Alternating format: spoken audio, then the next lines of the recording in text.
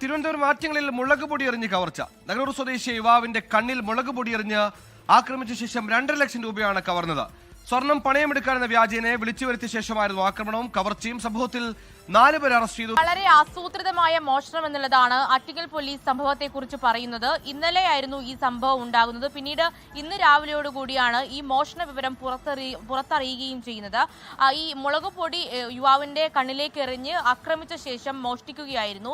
യുവാവിന്റെ കൈവശമുണ്ടായിരുന്ന 2.5 ലക്ഷം രൂപയാണ് മോഷണം പോയത്. അതിൽ ഒരു ആസൂത്രിതമായി തന്നെ പ്രതികൾ, അത് ചിറയൻകുഴി സ്വദേശികളായിട്ടുള്ള അഭിലാഷ്, മഹിമോഹനൻ, ശരത്ത്, അനൂപ് എന്നിവരാണ് കേസിലെ പ്രതികൾ. ഇപ്പോൾ ആറ്റിങ്ങൽ പോലീസ് പ്രതികളെ അറസ്റ്റ് ചെയ്യുകയും ചെയ്തിട്ടുണ്ട്. ഒരാൾക്കായിട്ടുള്ള അന്വേഷണവും തിരച്ചിലും ഇപ്പോൾ തുടരുകയാണ്. അതിൽ ഇപ്പോൾ പോലീസ് പറയുന്നത് ഈ സ്വർണ്ണക്കട നടത്തുകയാണ് ആക്രമണത്തിനിരയായ യുവാവ്. ഈ യുവാവിനെ സ്വർണ്ണപ്പണയം എടുക്കാനുണ്ട് എന്നുള്ള വ്യാജേനെ ഈ സ്ഥലത്തേക്ക് വിളിച്ചു വരുത്തുന്നു.